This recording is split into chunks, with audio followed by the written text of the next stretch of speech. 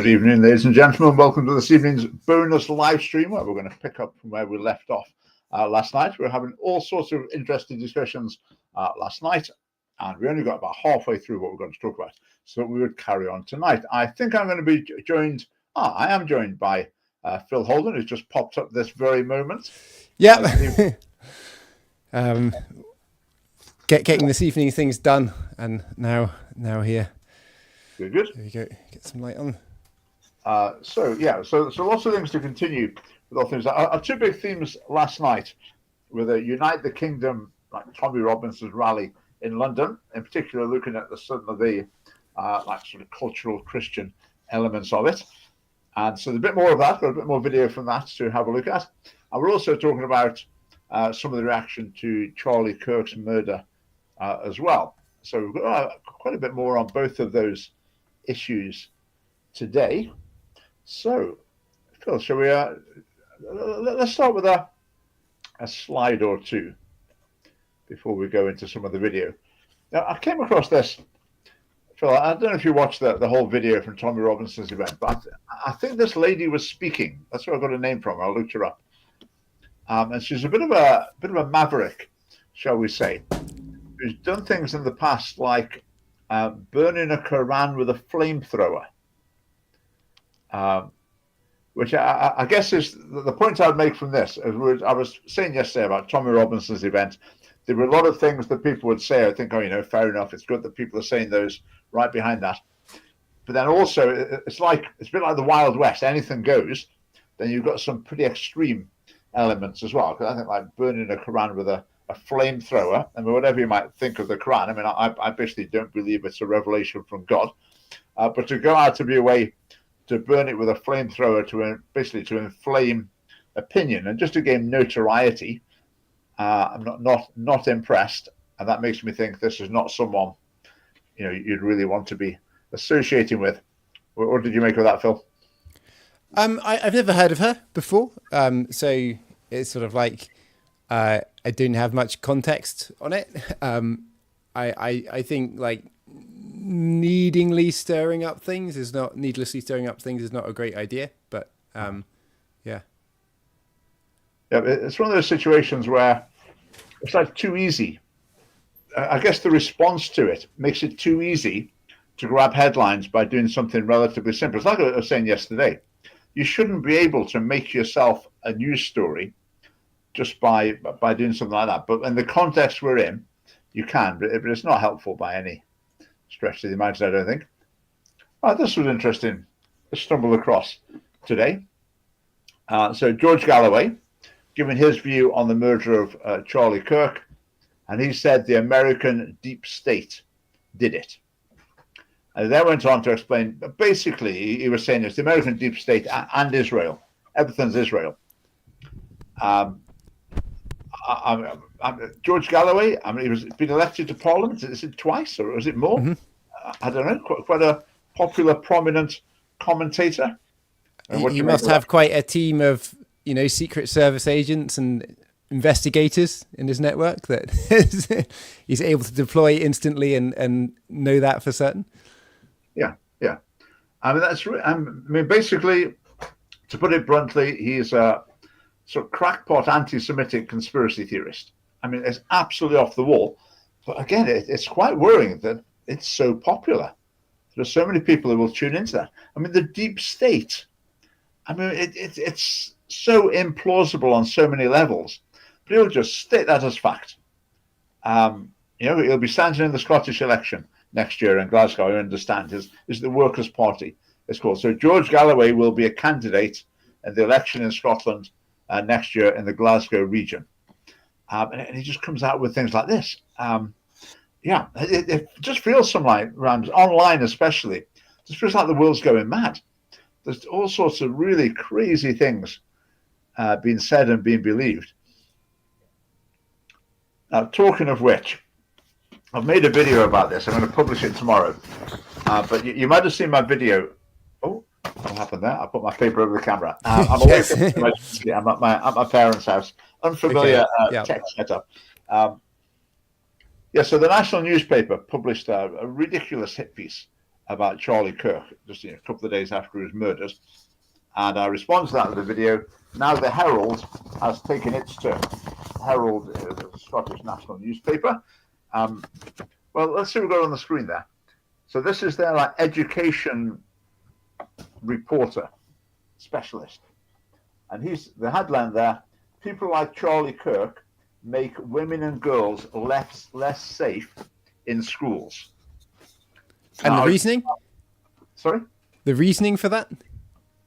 Well, the reasoning is, it basically says anyone who's worked in a school will have met Charlie Kirks, because they're normally 13 to 16-year-old boys who are disruptive, disrespectful, obnoxious, and abusive.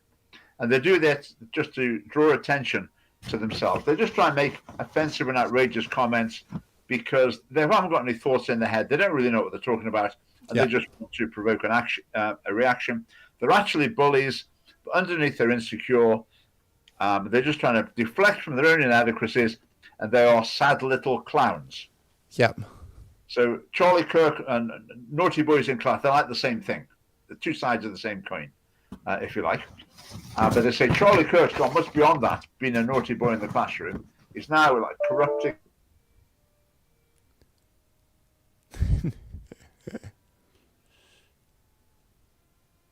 Oh, where's Richard gone? He seems to have unplugged his camera. Let's see if he comes back.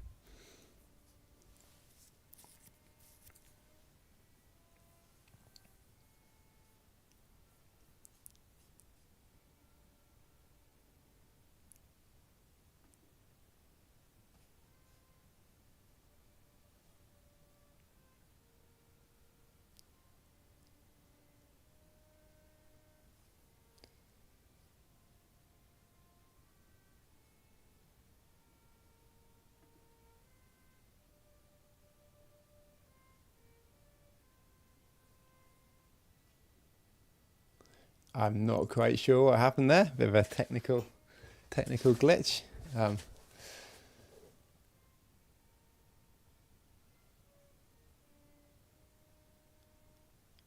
Welcome back. I think that's Richard back. Let's add him to the stage. Sorry, I plugged my laptop in, but the socket wasn't turned on.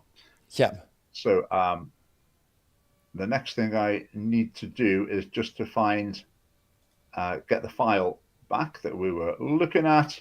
So just give me a minute. Right, that's that. Oh, sorry, on the stage.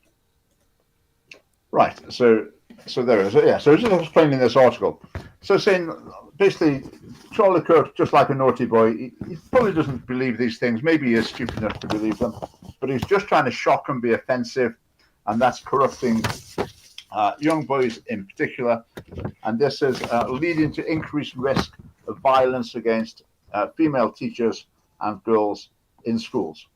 It has some of the normal things as well, trying to claim he's racist, saying he's pro-life, as that sort of terrible accusation. But that really is unbelievable. It's as though the person writing it can't tell the difference between Andrew Tate and Charlie Kirk. As far as he's concerned. What was there evidence of anything anti-woman that he said? Because I would have thought that women would be more safe, around well, people who obviously believe what he believes, Yeah. That's I mean, the schools teach the boys, hey boys, porn's cool, go ahead, use porn, that's fine. And if you can persuade any girls to have sex with you, then, go ahead. That's all fine with us. So I think that creates a very dangerous environment for girls at school. When the boys are thinking, if I can just persuade, pressurize, whatever, catch them in the right mood, maybe I can get a girl to have sex with me. Whereas on Charlie Kirk's view, it would be, no, forget that. We're not going to have any of this casual sex, none of this sexual pressure, etc. Wait till marriage, Sorry? Yeah, his view is basically wait till marriage. Yeah. Yeah. And so I can't see why he specifically think that girls are more vulnerable. I think he thinks because Charlie Kirk teaches hatred of women, because he's pro-life, because he says family life is really valuable and fulfilling, and he recommends it to women, and sometimes in contrast to a career.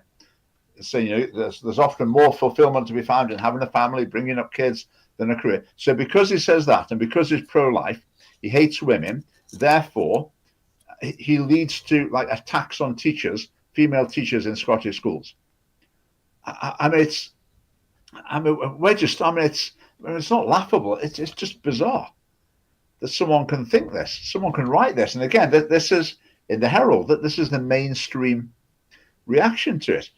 And the other thing it made me think is, again, it's an insight into what people think of the family party. I mean, the Herald, they actually published an article by me under the family party heading in the very first weeks of the family party, but since then, definitely not. They'll publish a few letters, but this indicates what they really think of us. They really think that we're, inciting violence against teachers and encouraging boys to mistreat. I mean, it's just totally divorced from reality. But it's what what's his name? James McKenney. That's what he believes, and that's what they publish in the Herald. And again, I've got to ask the question: does he really believe that? I think he does in this case. I think he really believes that what he says makes sense. But what do you think, Phil? I mean, does he really believe it, or does he not care? I don't know. I just think he can't have really watched anything or read too much, and just like has a view of people who are on the right of politics, and I guess has just assumed everyone is in that same camp. But yeah. There's feminists or there's Andrew Tate. Yeah. Take your pick. You've got to be either one or the other. I mean, it's just so ignorant what he's written. It's quite staggering. And again, so taking this man's views, if someone applies to be a teacher and they've got socially conservative values, well, obviously, I mean, that's a crazy idea. Someone who would inspire violence against the girls in the school, violence against the teachers, and you'd give them a job in a school. Well, that would seem madness, wouldn't it? If it's true, if people like Charlie Kirk and his views inspire violence in schools, then, well, that's got some pretty far-reaching implications. But yeah, man, that's just staggering to realize what people think about these sort of issues. Right, let's have a look at a few comments here. Right, good evening, David. Schoolboy pranks. No, I wasn't there. The standard American, to a large extent, yes. I think his views would be fairly mainstream in the church in America. And there's, I would say in Scotland, hundreds of thousands at least of people who share the same values. But anyway, let's move on. What else have we got? Oh, I'll just put this on social media today. I think a frustration with the sex education issue in Scotland. The rshp.scot sex education resources are utterly appalling. My frustration is we managed to get a lot of attention on them in the first year or two when they were around and when they've been introduced. But now it's really difficult to keep interest in the topic, even though now is the time the damage has really been done. Now is the time when they're being taught, these lessons have been presented. The substantial majority of schools across Scotland, in fact, I'd probably say the vast majority, maybe not Catholic schools, but other schools, probably the vast majority of them are using these sex education resources. And it may have fallen off the agenda of national debate, but it's our job to keep reminding people of what's going on. So the top half of the slide is from a lesson plan. I don't even want to read it. I mean, it's so disgusting. You can read it for yourself. And this is what the SNP government thinks should be taught in schools and therefore is being taught in schools. And apparently this is what makes girls safe. Teaching these sort of values and these sort of sexual practices, this is what makes girls safer, according to the Herald. So, any thoughts there, Phil? Yeah, I mean, similar to you, it's sort of like you kind of want to draw attention to what's happening, but it's horrible, like forwarding the materials because they're degrading basically. Yeah. So it's I feel very conflicted on those things. It's. I guess that's politics, I suppose. It's a bit like the pro-life issue as well. the pro-life issue, the government helps us out by bringing it to the fore, by trying to do controversial things, actually doing controversial things. But the real issue is the ongoing, continuing availability of abortion, tens of thousands of unborn lives ended. That's the real issue. So our challenge is to keep that at the forefront of people's thinking, at the forefront of debate. But that's quite difficult because it's the story, it's the drama, it's what happened today that often comes to the top of the news. So it's always a challenge for us. I mean, Phil's idea of projecting this onto the Parliament and making that video, that was a great idea. That gave it a new lease of life as an issue. But we need a new idea maybe to see what we can do to bring this, to freshen up the issue and get people's attention again. Let's see. Phil, I don't know if you saw this story. 60 people die in Glasgow, Edinburgh and Dundee due to extreme heat. This article is total rubbish. What someone's done, an academic, they've looked at basically increases in statistics or something like that, and then attributed it to the hot spell, over the heat wave we had in the summer. And I think it was maybe even Europe-wide. So Europe-wide, how many extra deaths were there because of the heat wave? And then they've just allocated them by proportion to different cities. So when they say 60 people in Glasgow, Edinburgh, Dundee, I can't remember the figures. I think it was something like 14 in Dundee, they say. So they're saying 14 people died of extreme heat in Dundee. But that's just not true. They haven't got evidence of that at all. I mean, they could end up saying, in like Shetland or something, one person died of extreme heat in Shetland because our statistics showed it. I mean, do we really think 60 people died in Glasgow, Edinburgh, and Dundee due to extreme heat this summer? I think that's very, very unlikely. The other thing to say, of course, is people die of extreme cold as well. So, yeah, I mean, extreme heat, a hot summer's day, that might lead to health problems for some people. Similarly, cold conditions might do the same. You can see what's going on here. People are desperate to get the headline that people are dying. Not just any old people. People in your city are dying of extreme heat because of climate change, and it's just dishonest. I think this sort of reporting. Yep. Right. Moving on. I've kept saying recently, Humanist Society of Scotland are waking up and getting more active again, and they've got this campaign against religious observance in schools. So you've got this sort of thing, my son's primary school inadvertently allowed a visit by a homophobic religious outreach project with no prior warning to parents. I mean, who's the homophobic religious outreach project? I mean, who knows? It's probably some just pretty mainstream thing. It's maybe Scripture Union. I mean, who knows? Who knows? But these issues are ramping up again. I think they've lain fallow for a few years, but they are ramping up. The humanists are getting in gear again, and basically they just object to anything that's religious. That's their mission. But it seems like every week at the moment there's a new thing that they're just sticking their oar in. So I think that's a trend to keep watching. This another quick one as well. You've heard me mention David Kirk occasionally from the Heritage Party, and he made a little video explaining why he didn't go to the Unite the Kingdom rally, Tommy Robinson's rally. He gave three reasons. One reason was he was busy.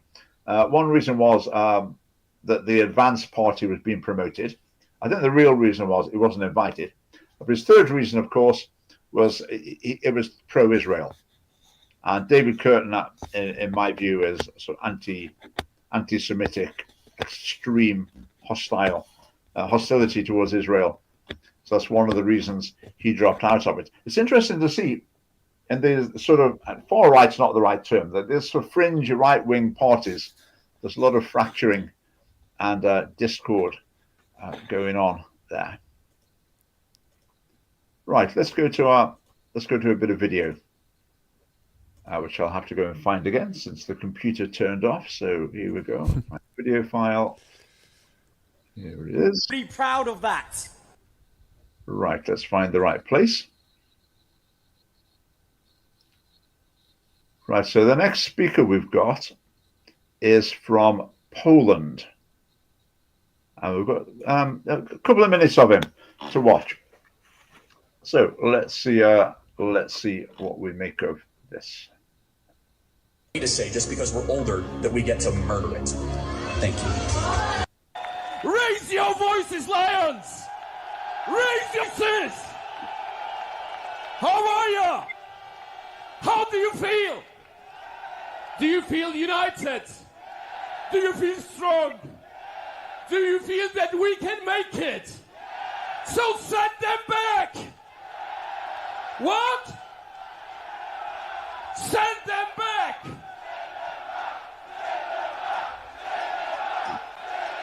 Let them hear you at the Westminster.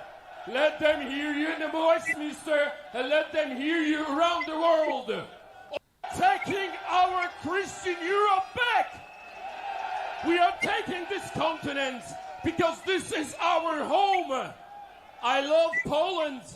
I was born Polish, and I'm so proud to be Polish. But I'm also a Christian European, and I want to live in Europe. If I would love to live in Africa, Asia, or any other continent, I would move. But I love you. I love Europe. I love my culture. I love my identity. I love this crowd. I love being European. So what we have to do, we have to send them back. Right, Phil, what do you reckon? Not clear who them is, basically. So, yeah, like I'm a Christian. I go to China. I'm as much a Christian in China as I am in Edinburgh. You know that there are certain things that are helpful for being a Christian and being able to express your faith, like freedom of speech, things like that is very, you know, useful. It's not a lot of freedom of speech in China and things like that, you know. But ultimately, I think as Christians that our job is not to control the state, you know, and you can't impose Christianity from the top down. Whereas Islam, you potentially could, you know, that you can have an Islamic state or something like that. But I don't think Christianity can be sort of enforced by basically checking at the borders how Christian somebody is and sending them back if they're not very Christian, you know. But there have been plenty of attempts to impose Christianity in various. In fact, it was routine. Yes. So relatively recently in history, wasn't it? I think listening to him, I agree with what you're saying. Who does he want to send him back? But I think if you've got someone, in the rest of his speech, he doesn't make it clear, much clearer than that. But if he's saying, I don't want to live in Africa, I don't want to live in Asia, what he's meaning is I don't want to live surrounded by Africans. I don't want to live surrounded by Asians. Okay, which if he's talking about culturally, I mean, potentially there's a reasonable point in there, because that would mean like replacement of his culture if that happened in a short period. So okay, fair. But when he's saying send them back, I think the obvious interpretation seems to be send back Africans and Asians and whoever else who are currently in Britain. So in the video there, you can see it at this event. There are quite a few people of black and minority ethnic people in the audience, and you can see them. And you just think, well, hang on, what's going on here? But what are they making of it? What's he thinking of them? I think he's pretty. I mean, maybe this is what you call genuine far right. That he wants mass deportations of people from other continents, from Poland and from Britain. So then that genuinely is a pretty extreme view. But it's in the Wild West, and it's a bit odd. You've got like African and Asian people there in the audience listening to him. So to me, I listen to that and think, right, whoa, that's too far. And in an event, someone needs to be checking what people are saying, checking who you're inviting, and keeping that out. If you don't want to be labelled far right, then you don't want people saying things like that at your event. You sort of can't have it both ways. You can't have a total free-for-all with people saying pretty extreme things like that, and then complain if people call it far right or extreme or whatever. So, any more thoughts on him? I'm just feeling like my wife's Chinese. I don't want her sent back to China. That she's not causing any problems here. She, you know, she's doing good work and all these kind of things, you know. So, for me, a lot of the things are about values. The bad thing that can happen through immigration is if the values are not compatible, basically.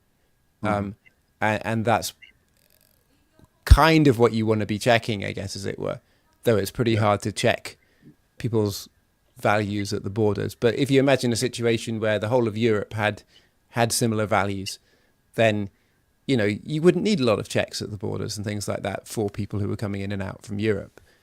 Similarly, if there was a country outside of Europe that shared you know, values that were based on the same source as ours, you know, then there's no issue with people going back and forth. And I think it's only when you have those different values that you get a big issue. Yeah, I think it's values, but it's also culture is a relevant issue as well. If you've got someone who is comfortable in the culture of their country, and there's immigration at a level and with it from a different culture, to the point where the person who stayed where they're living feels like they're living in a foreign country, feels like their culture's totally changed, then I think that's a valid. Yeah. So if you include language within culture and things like that, and you start to get, you know, areas of each country where there's a different language, it's less cohesive. You know? Yeah. And there'd be suspicion because people just don't understand what's being said. Yeah. Right. Compliment for Phil. Phil, you have a good vibe. That's did you see that, Phil? Yes. Okay. Right. Very good. Right. So the next man is a man from Belgium. And my take's a bit similar. That to me, this bloke, I mean, far right doesn't really mean much anymore. But to me, this bloke seems pretty extreme in what he's saying. So have a listen to this. Immigration and multiculturalism are the Trojan horse of Islam. And Islam is the most dangerous thing for our society ever. It's a threat for the freedom of speech, it's a threat for the equality between man and woman, it's a threat for the separation between the church and the state, it's a threat for all of us, it's a threat for our children, it's a threat for what we stand for, liberty, Europe, England, our kingdom. Dear friends, therefore, the conclusion is very clear. Diversity, multiculturalism, and freedom of speech is not compatible. It has to be clear that Islam is our real enemy. We have to get rid of Islam. Islam doesn't belong to Europe. Islam doesn't belong to the UK. And the answer is simple. Stop the boats and send them back.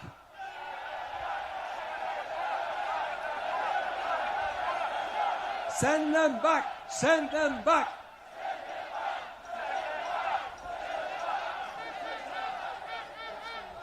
Dear friends,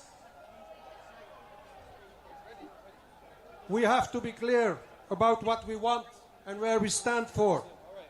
Our fundamental freedoms are curtailed not because we are racists. We are no racists. We are realists. And because we are realists, we will never tolerate Islamic colonization of Europe. Europe has to stay Europe and belongs to the Europeans, not to the North Africans, not to the Muslims, not to the Africans. And there is only one response to the persecution, the intimidation and the silencing. Organize the resistance and fight back. Because we will not be silenced, we will not bend, we will never give in, and we will take our countries and Europe back. Thank you very much, and have a nice evening. Right, what's your take on him, Phil? Mixed on some of what he's saying, basically. That tone, not so keen on. I think the real issue that the rally, certainly if I listen to Tommy Robinson, that he would say the issue for him is kind of Islam. You know, it's not immigration per se, but it's the values which are there in kind of Islam. He thinks would be incompatible with the values that come from the past in the UK, kind of thing. You know, and he'd clarify that by saying that there's many Muslims that he appreciates, and there's many Muslims that support him as well. You know, that you know, there's lots of kind of interviews and things like that, and they say we have these problems in our culture, and we're sick of them too. You know, sometimes. So, yeah, I think that when you broadly talk about immigration, there's legal immigration, there's illegal immigration, there's the people arriving on boats, which I think is like a massive problem, because there's really no checks there at all, and we just don't know what we're letting in, and we don't have the ability to send people back. And so I kind of appreciate the I think you more have to not let them in than send them back, kind of thing. You know, that once people are here, it's harder to send them back if they've thrown their passports over the boat or something like that. Where do you send them back to? There's issues with those kind of things. But the sentiment should be there that people shouldn't just be able to arrive here and stay without having gone through some sort of official procedure. So I appreciate that kind of thought. I think when it comes to asylum, that it's got to be a procedural thing, that the UK should welcome genuine asylum seekers who are generally fleeing for their lives from something. But I think that that's not what's happening in the UK, that we've got, you know, basically open border with boats coming in, and that needs to stop. Yeah, so this fellow, my issue with him is basically saying, you know, war with Islam, maybe not literal, but just like Islam is the enemy, we've got to fight against it, and you know, there's no place for Islam here. Now, I just think, where can that possibly lead? Now, I think concerns about Islam and concerns about an increasingly Islamic future in the United Kingdom, I think they're very valid concerns, and they need to be addressed. But if you're taking that sort of like 100% against them tone, I mean, I just think that's not going to be helpful. For a start, because, you know, whatever issues there are, if you like sort of declare war more or less metaphorically against a substantial part of your population, then that's going to be pretty difficult, and there are going to be people that you'll stir up to violent action as well. So I think the problem here is there are valid concerns to raise, but then there's got to be to try and look for some way forward together, if you like, or sensibly, but again, when he's saying stop the boats and send them home, I mean, stopping the boats in terms of the big picture of immigration is not a big part of it. If you're saying, you know, we've got Islam here and we don't want it, so we need to stop the boats, well, stopping the boats is pretty trivial. So again, my interpretation of what he's saying, it seems to be when he's saying send them home. I think stopping the boats, like, people have been unable to do it, and you'd think for a country that has a military, and, you know, that should have the ability to defend its borders, that should be, you know, that should go without saying. That's something that a country can do and needs the sovereignty to be able to do. In terms of his message, saying Islam's got no place here, so we need to stop the boats. Well, that's chicken feed. That's a side issue. But then he said we've got to you know, send them back. So I think it seems that he's saying we need like mass deportations of Muslims. That seems to be what he's calling for, which I think is. I think ultimately with this issue, we can control immigration, and I think we should control it very, very severely, particularly from countries where there's integration issues already. So absolutely minimize immigration. I think from then on, I mean, if the people of the United Kingdom, in a native stock, if you like, don't reproduce themselves, yes, then Britain is an Islamic country. You know, that's suicide. Where we are. It's not murder, it's not invasion, it's suicide. So ultimately, I think once the immigration issue, we've done all we can on that issue. It's over to the population. It's not just birth rates as well, and also it's the battle of ideas. To persuade people, you know, we mustn't assume that everyone born a Muslim remains a Muslim, everyone born a Christian remains a Christian, etc. People can change their values. So the values at the heart of a nation and the culture at the heart of a nation is not just a matter of demographics. It's a matter of persuasion and cultural shifts as well. Yeah, I mean, what concerns me a lot on the sort of so-called Christian side of it is that there's often not things that resonate with me in the sort of right-wing Christianity.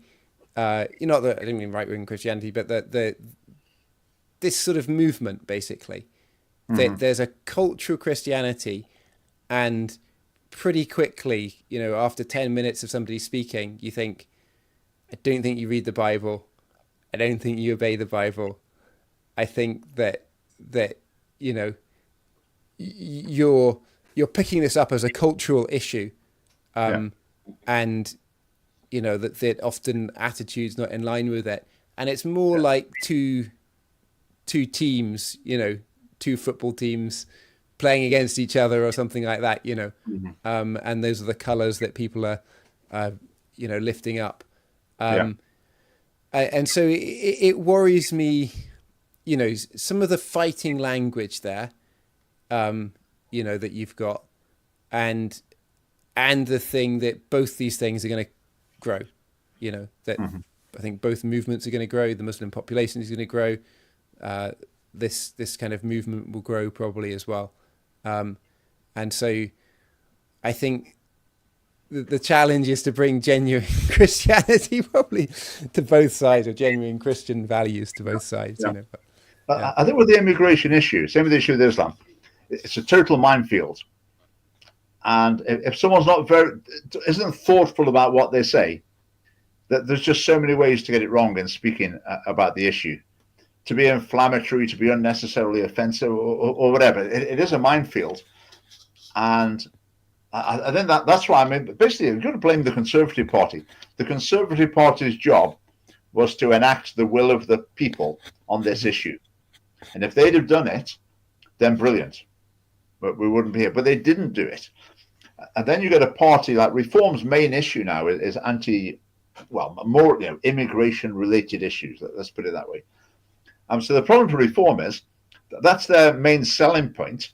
So the more dissatisfaction and, if you like, hostility there is towards immigrants and immigration, the higher Reform go in the polls. So it's in their interests to be like stoking the issue up. I'm not saying they're doing it irresponsibly, but it's just the fact that's what's going to happen. And I think for such a sensitive issue, it's really unfortunate we've got to that. But it's the Conservatives' fault, because what you really want is a mainstream party to get a grip on the issue and to sort it out, to enact the will of the people. But the Conservatives just refuse to do it. And that means we've got Reform, which I think having a party that's mainly focused on anti-immigration, I think it's not healthy, but it's where we've got to, and it's the Conservatives' fault. I mean, if Reform is seen not to work not to be successful with the issue, then we'll have the Tommy Robinson party. And then who will we have on the other side? I mean, Labour are collapsing. We'll have Jeremy Corbyn's party. Yeah. So it really is heading to be more and more extreme, which I think is concerning. Right, let's have a look at a couple of comments here, Martin. Social engineering, several factors involved in that. People can't afford to have kids. How did far poorer people do that? I think there is this idea that bringing up children is very, very expensive. But I think in previous generations, it was a lot cheaper because, for example, now, if you've got two kids sharing a room, if you're, say, fostering or adoption, the Scottish government will say, well, that's just totally wrong. You can't have two kids of that age sharing a room. Whereas years ago, you'd have as many kids as you need to fitting in to share a room. So, I think that is... I mean, something I'd say, though, is that there's a cultural thing there as well. In that, for Muslims, I know they're often having like 4 kids and things like that on lower salaries than many other people I know that would have 1 or 2 children. And there's a prioritization thing there, that where basically they're saying, well, we're going to live further out. We're going to, we're going to, because we value having children, we're going to base very many decisions in our life around that, you know. And this is what I'm finding, like learning to drive. I've had three Muslim driving instructors, all of them very kind of pro-family in terms of their outlook. That's you know, top reason for coming to the UK, because I think it's a good place to raise their children. They work hard. They're you know, they've all switched from being taxi drivers to being driving instructors because that works better for their family life. And when I say I have one child, they're disappointed in that, you know. That's sad, you know. And so, you know, in those kind of values, I think there's good values that they have there in terms of family prioritization and things like that, you know. And so I don't think it's impossible to have more children in the UK.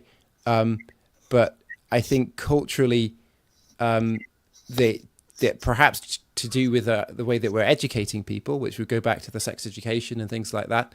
Yeah, I mean, it's a whole culture. It's a whole culture. That's probably another topic. But yeah, there are a lot of our policies are designed to address this issue. Yeah, I mean, we've talked about this on other occasions. We do need immigration for the sake of the economy because the birth rate's so low. So if we could increase the fertility rate, that would be very, very helpful. Right, let's go on to Elon Musk at Tommy Robinson's event. And I've just clipped out one little bit. Quite a bit of what Elon Musk was saying, I think, was pretty good. Some of it was sort of a bit off topic, but listen to this bit. Continues, that violence is going to come to you. You will have no choice. You're in a fundamental situation here where whether you choose violence or not, violence is coming to you. You either fight back or you die. You either fight back or you die. And that's the truth. And so I really think there's got to be a change of government in Britain. And you can't, we don't have another 4 years or whenever the next election is. It's too long. Something's got to be done. There's got to be a dissolution of parliament and a new vote held. I think there needs to be a future where where people take charge, where there's deregulation, a massive reduction in bureaucracy, and generally a new hope, where people look forward, wake up in the morning, and look forward to the future. They're excited about what's going to happen next. But we must have revolutionary government change for that to occur. And this is not ordinary course of business sort of stuff. This really requires everyone to sort of marshal the people, so to take charge, reform the government, and make sure that you actually have a government that is for the people, by the people. And that's essential. And that's not, and so we're really at a fork in the road here. We're at a fork in the road to darkness or greatness. And that will be decided only in a matter of years. And we must take the path to greatness. Extremely proud of that. Right, I know that's appalling. That's preaching revolution. He's preaching violent revolution. Okay, people can say, oh, well, it's not quite absolutely clear what it, but I think the drift of what he's saying is very apparent. He's saying the government's so bad, we can't have business as usual, we can't wait for the next election, violence is coming to us, we've got to fight back, we've got to take the law into our own hands, we've got to change the government. So that's basically a call to revolution, which actually I would imagine is illegal. Actually, I'm not quite sure, though. I've only just thought about that when I was listening to him. But I mean, are the laws against calling for violent overthrow of the government in the nation? Well, I mean, if there are those laws, then the far left will be foul of that already, because their rallies are full of revolution, banners and all these kind of things, like constant call for revolution there. I do hope that we have a general election somehow before the next one is due. There's not an obvious route to that other than somehow Labour falling apart or people joining Corbyn or something like that. I don't see that as impossible. You know, the right set of circumstances could see something happening there. And it sort of depends what Musk is meaning there. But I think it's a lot of these things are out of our hands kind of thing, you know, and we can't have a violent overthrow of the government, basically. But I think to use that platform to basically be preaching that is so irresponsible. The other thing to say with violent revolutions, from the little bit I know by history, is when you have a revolution, even if it's the good guys taking over, it's not often the people who lead the revolution who end up in charge of the country. So when you have a revolution, some people sort of take charge, but then another faction comes and takes it off them. Then you have a bit of a civil war. And by the end of it, you end up with people in charge. I mean, who knows who? You often totally unrelated to the possibly good causes that led to the revolution. But the very thought of that, and to be preaching that into another nation is just so irresponsible. And again, I say to Tommy Robinson, if you want to be claiming, this is just normal people, we're not extreme, we've just got some valid concerns, then you can't have people coming along and preaching the violent overthrow of the government. You can't have it both ways, because that is really extreme, irresponsible talk, but it wasn't called out. I mean, I've been in this situation quite a few times. Events the family party's been involved in, other events as well, is that you're like on a stage with people you're sort of associated with. You're not there as opponents. You're there sort of on the same side. And they're saying things and you're thinking, oh, no, I need to say something to dissociate myself from that. But what voice is there at the Tommy Robinson event that's going to come in and say, actually, Elon just said that, but I actually don't agree with that. There's no mechanism there for that happening. Can I show you some footage of the other side? And this was from a rally in Edinburgh, basically. So I went along, took some footage of a rally in Edinburgh, and there's similar kind of rhetoric sort of on the other side as well, which maybe tells you where we're heading. Let's see.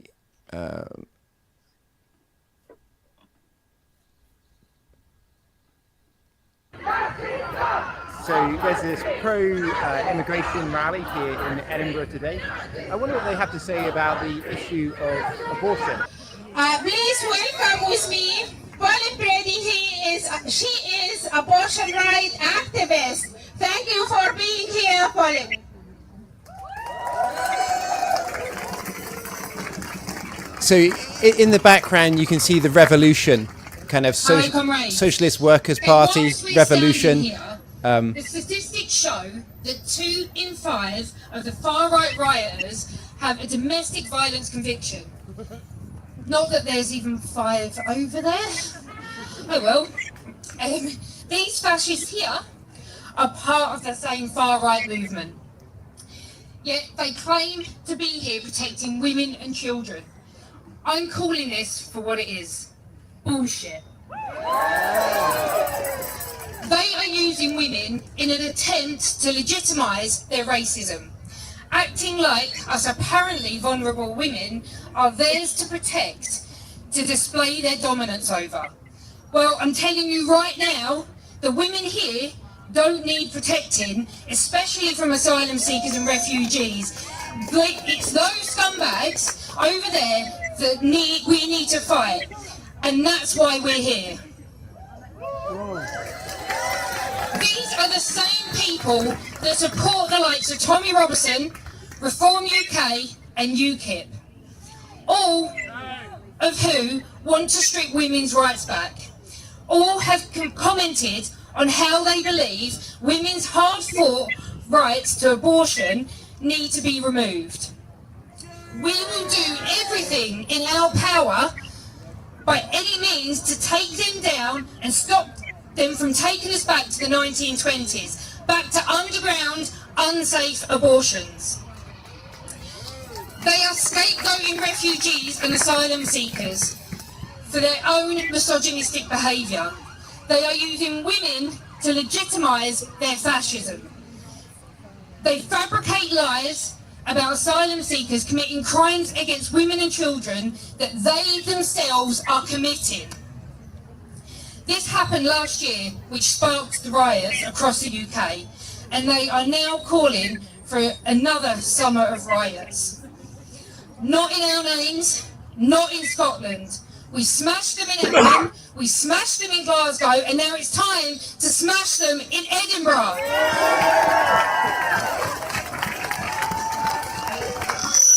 We smashed them in Glasgow, and now it's time to smash them in Edinburgh.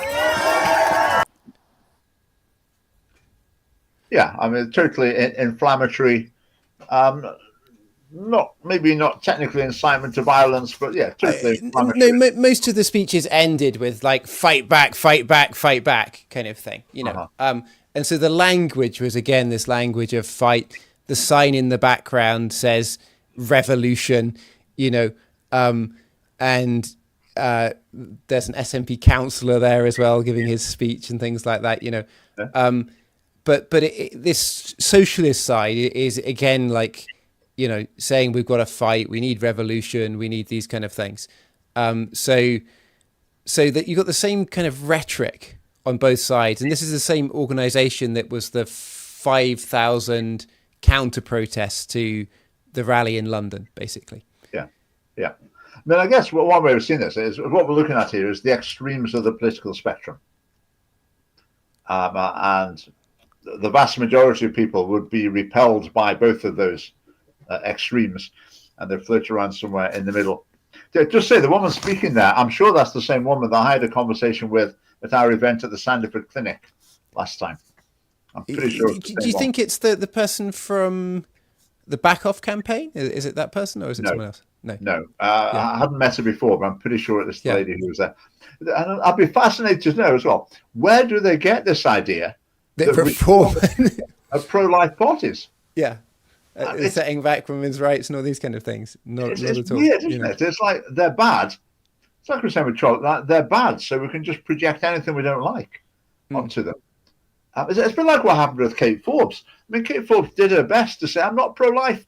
Abortion can continue. I'm not judging anyone. But they still say you're pro-life. She got banned from what was the venue just down the road from me? Do you remember that? Summer Hall. Yeah. Summer Hall, yeah. Which they said she did an event in the Fringe. They said, we didn't know she was on. If she was, we would have banned her because of her transphobic views and all these kind of things. And she said, like, go along with, you know, like conversion therapy and all those kind of things. Like she's like towed the line of her party to the hilt, pretty much. Conversion therapy ban. Yeah. It's as extreme as it comes, basically, you know.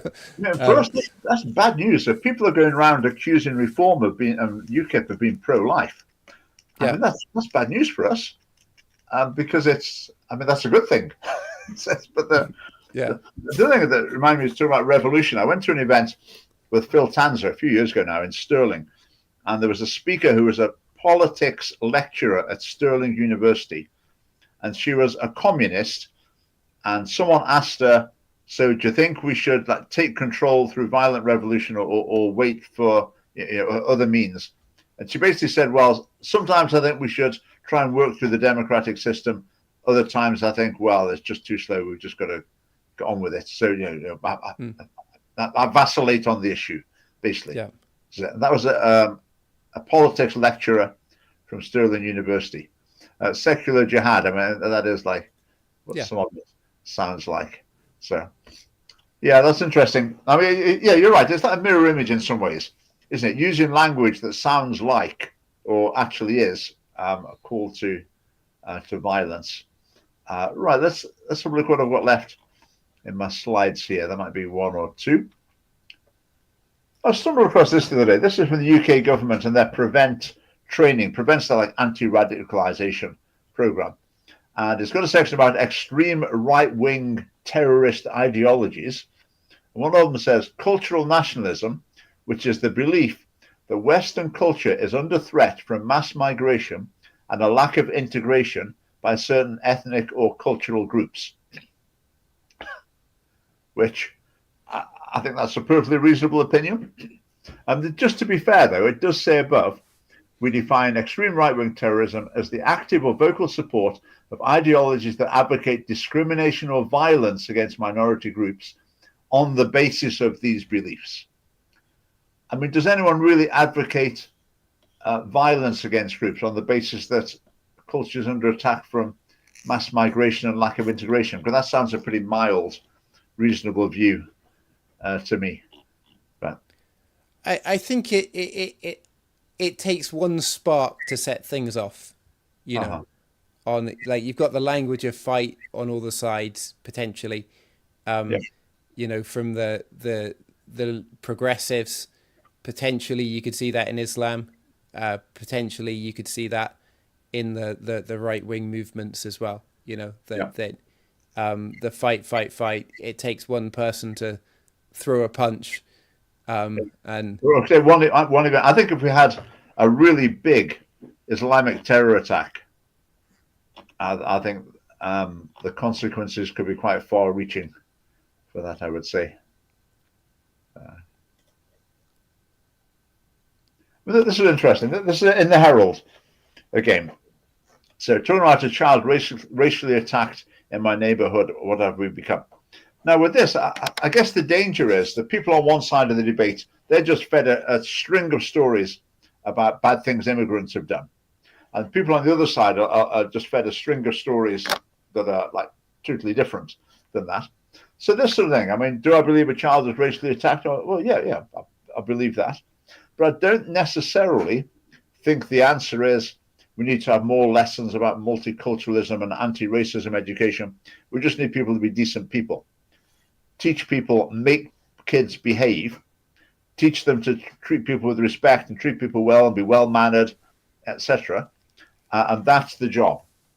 And that deals with everything all at once. But I would imagine Neil Mackay's thinking more, you know, this just shows that, as you can see in the picture, we need more anti-hate crime campaigns from the government that will really target this. But I think it won't. It won't. It's actually producing people with good personal values that's got to be the goal. And if you do that, that deals with all issues at the same time. So I don't know, we talked about that one. How long have we got? 3 minutes. Maybe not quite time for that. There's definitely time for this one, though. Do get your tickets for the Family Party annual conference, 8th of November in Glasgow. You can find it on our social media. Do book your tickets. And if you could stay for the meal after, stay for dinner after, we would be delighted to see you. But yeah, do get your tickets there. It's a full-day event, and it's going to be great. We've just got 2 minutes. Let's just have a quick look at this one. It's quite interesting to see these like anti-immigrant, anti-asylum hotel protests in Scotland. Quite a few saltires being used. So inevitably, Scottish nationalists and the like of the National, which is an extreme left-wing publication, are just going bananas about this. I mean, they're utterly appalled that what they see as their flag is being used in a right-wing cause, which I think, I would get in a sense that there's a good thing happening in this. And it's like the saltire is being neutralized.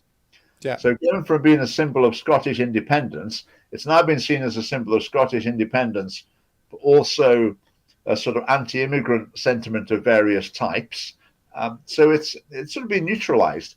And maybe it will go back to its proper purpose of just being a symbol of Scotland, Scottishness. Any thoughts on that, Phil? Yeah, I hope it's neutralized as a symbol. You know, that you can use it without it looking like you're supporting the SNP. But yeah. This was just from the BBC, a BBC article, and I think I know what's going on behind this.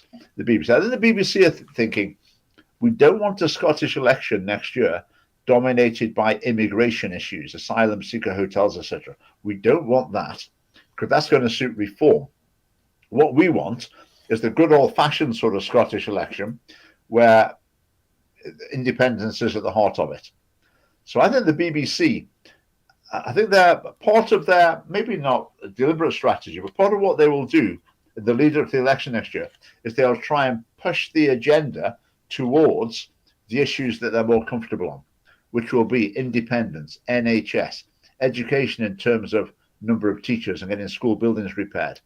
So then the BBC already is trying to nudge political debate in the direction that they want it to go. We'll watch this space. Let's see what happens with that. This will be one last thing, then we'll tie up. Peter Hitchens always jumps in when there's been a mass shooting or something like that, and he looks at the murderers' connections with, well, often cannabis.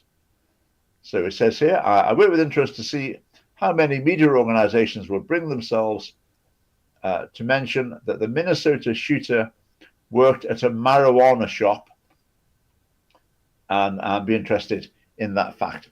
So Peter Hitchens points out time and time again with these notorious criminals, they're marijuana users or connected with it in one way or another. And I think it's highly relevant to bring that up, because that's just one thing in the mix that leads to people getting in a mess and being, the brain scrambled up and all sorts of crazy ideas, dysfunctional life. It's often a factor, and we need to be aware of that.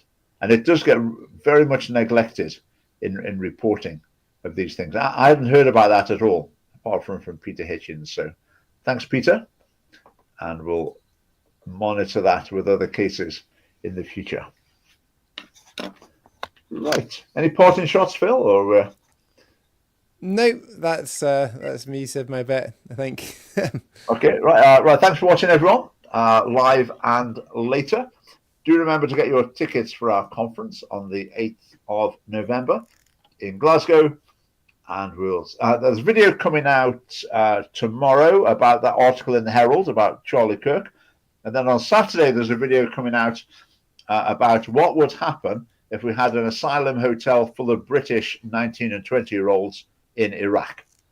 And I've got ChatGPT to do a picture illustrating it. And I think the picture ChatGPT did is really good. So look out for the thumbnail and that video. That's hopefully quite an interesting angle on the issue. So, right, thanks for your comments, everyone. And see you soon. Good night. Good night.